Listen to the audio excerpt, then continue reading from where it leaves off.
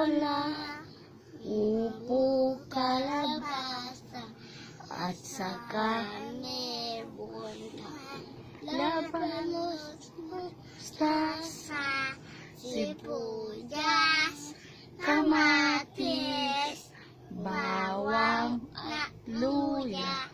Sa palibot, libot ay puno ng liya.